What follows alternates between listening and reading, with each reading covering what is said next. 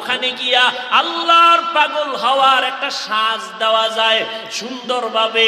আল্লাহর পাগল সাজার মতো একটা সুন্দর জায়গা বাইতুল্লাহ।